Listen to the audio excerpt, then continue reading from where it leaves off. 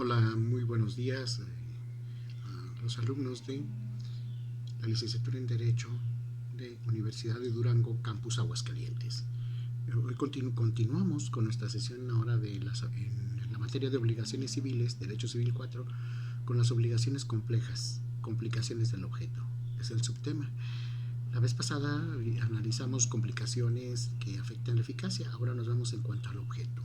Si hablamos de obligaciones complejas, recuerden que no es la relación simple como se ve de manera tradicional de ver en un momento dado un obligador, un deudor y un acreedor. No, aquí puede haber varios deudores, varios acreedores, varios objetos incluso que correspondan para el cumplimiento de esa obligación. Bien, en esta ocasión vamos a ver lo que son las obligaciones que son consideradas como conjuntivas. Vamos a ver otras más adelante, pero comenzamos con las obligaciones conjuntivas. Recuerden cuando se habla de la obligación o la palabra conjuntiva, acuérdense de la palabra conjunción, es y, o sea, habla de algo más. Recuerdan que la conjunción une, efectivamente pueden ser dos adjetivos, dos verbos, etcétera, ¿no? Recuerden sus clases de español. Es lo mismo aquí un poquito en cuanto a la concepción de la suma o donde se conjuntan una o varias obligaciones. A la obligación pura y simple que consiste solamente en la prestación de dar, de hacer o de no hacer, hay una obligación compleja que se contrapone, en la cual el deudor no se libera si entrega una sola cosa prestando un único servicio, sino que debe prestar varias cosas a la vez, varios hechos y varias cosas, pueden ser, o incluso varias abstenciones, como tal, para que se dé sobre todo esta relación, por eso se le llamarán complejas, ¿no?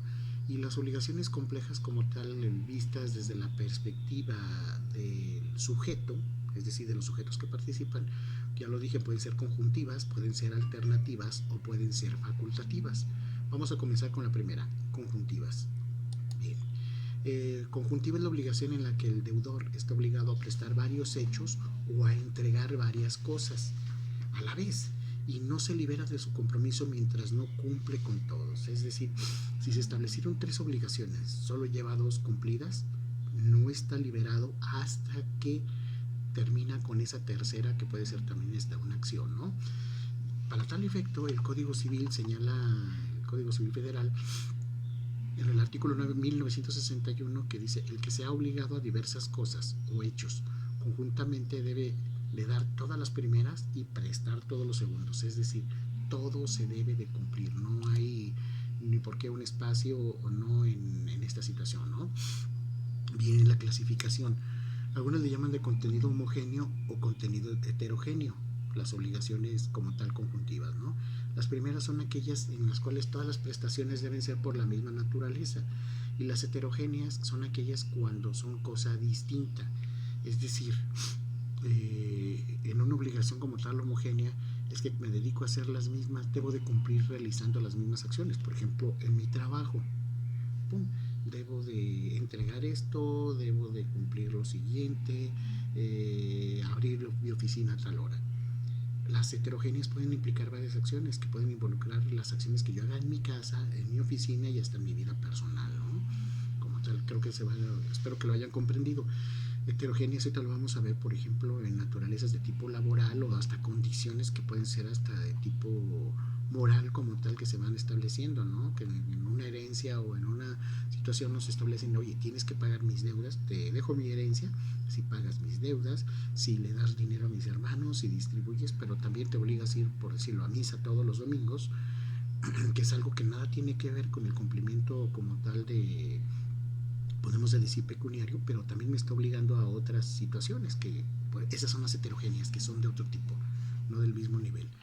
Bien, el cumplimiento de una obligación conjuntiva. El deudor, como ya lo dijimos, no queda liberado hasta que no presta todas las conductas. Y como tal, el incumplimiento de ello conlleva, a su vez, la reclamación. Es decir, si no se ha cumplido, se le puede reclamar al deudor que debe de cumplir con todas y cada una de las obligaciones pendientes. Una de ellas también viene a ser, por ejemplo, la reclamación de daños y perjuicios. Recuerden que una cosa son los daños y otra parte los perjuicios, aquello que ha afectado a la persona, que no permite seguir ganando o recibir sobre todo beneficios de los frutos. Entonces, a todo hay que reparar y eso de alguna forma es una obligación como tal conjuntiva, daños y perjuicios. Bien, vamos a las obligaciones alternativas. En las obligaciones de tipo alternativo nos vamos a encontrar con el tema de la elección.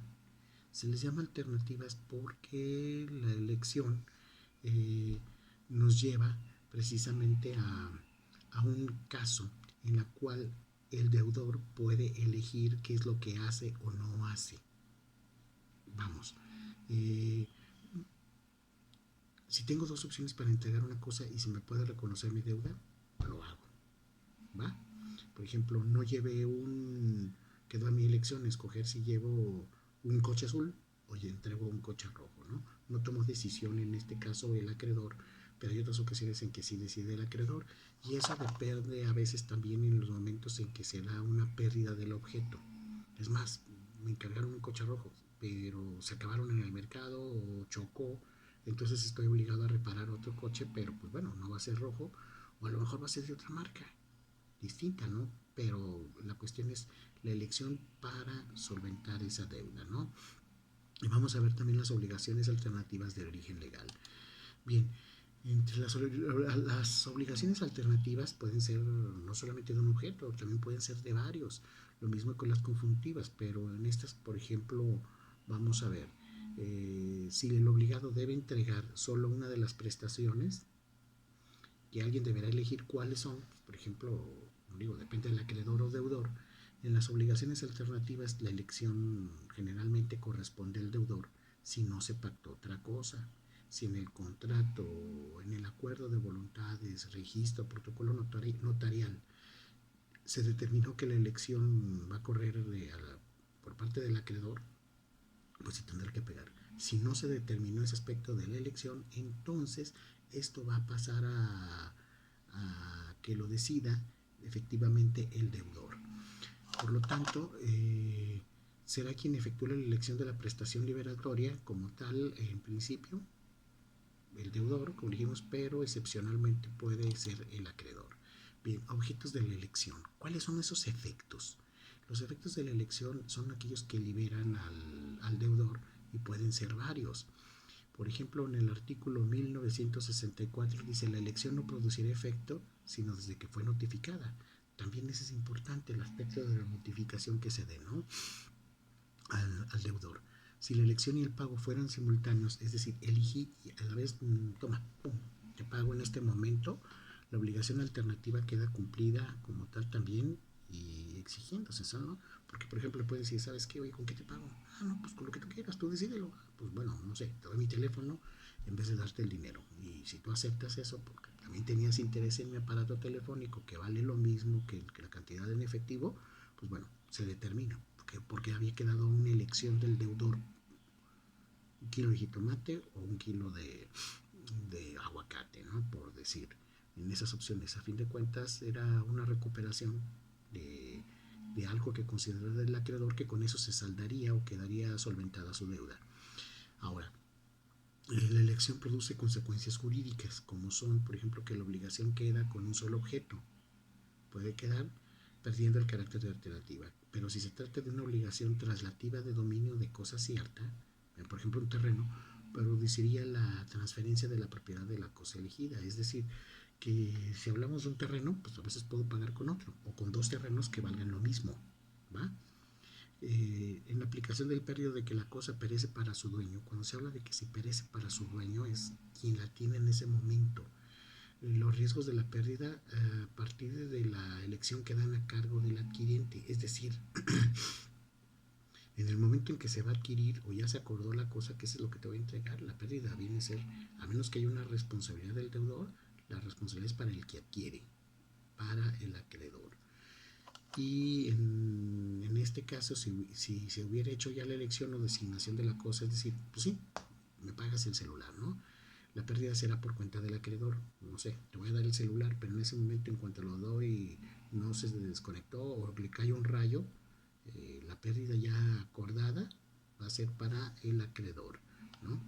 Bien, en este caso la imposibilidad de la ejecución o pérdida de la cosa por caso fortuito, ¿no? Como ya lo vimos, si el cuadro puede ser un cuadrio que como tal se debe de entregar, se destruye por obra de caso fortuito, es decir, un incendio o chocaron, ¿qué sucede a la obligación? O por culpa de la persona que conducía el vehículo, que era yo, que voy a pagar. Estos problemas se resuelven con la aplicación de 3 principios que debemos reiterar y combinar. ¿Y cuáles van a ser esos 3 principios, no? Miren, el primero de esos, para resolver en ese caso, cuando sucede el caso fortuito, es que en toda obligación alternativa, el deudor debe entregar una o varias prestaciones, como tal, ¿no? A que esté obligado y con esa se libera, ya sea elección o elección del acreedor. ¡Pum! Pues bueno, no te alcancé a pagar, pero ahora te pago con esto. Vamos a decir, se sustituye el objeto. El segundo, en el segundo principio como tal, si alguna de las prestaciones resulta de imposible ejecución, es decir, no es posible ejecutarla por un caso fortuito, se aplica el principio de la teoría del riesgo, de que nadie está obligado a lo imposible y que de la cosa se pierde para su dueño, la cual va a provocar seguramente la concentración de la obligación en la otra prestación que puede ser posible si todavía no se hubiera efectuado, si todavía no se efectúa la elección. Es decir, si se efectúa la elección, pues ni modo, te tengo que pagar. Vamos a ver qué se eligió, que dejé para pagar, por ejemplo, pueden ser ahorita con la contingencia, están detenidos en una aduana o todavía en el puerto, descargar una mercancía que viene de China. Eso es con lo que se había elegido pagar. Decidido, pero no es posible que llegue la mercancía en el tiempo acordado, pero podemos elegir que te pago con mercancía que ya tengo aquí. Lo aceptas, en este caso de la elección, y de esa manera lo saldamos, porque la mercancía, quién sabe en qué momento pueden pasar meses en que la libere, ¿no? Y el tercer principio nos dice que la aplicación de los principios de la teoría de los hechos ilícitos, concretamente el que señala que el responsable del daño es el que incurrió en culpa y del que se establece como tal el pago de daños y perjuicios compensatorios, que sustituyen a la prestación, pues simplemente no se puede pagar, no se puede pagar la deuda, entonces pues la forma equivalente va a ser daños y perjuicios, es decir, no me puedes pagar, yo quiero o necesito esa mercancía que viene de China, pues no, eso va a correr bajo mi riesgo el pagar esos daños, ¿no? Como tal, como parte de esa elección, como tal, ¿no? Bueno, ahorita por el momento vamos a dejarle ahí para pasar enseguida a otra segunda diapositiva, a otro segundo video, que les permite a ustedes sobre todo apreciar esta segunda parte. Bueno, saludos chicos, cuídense.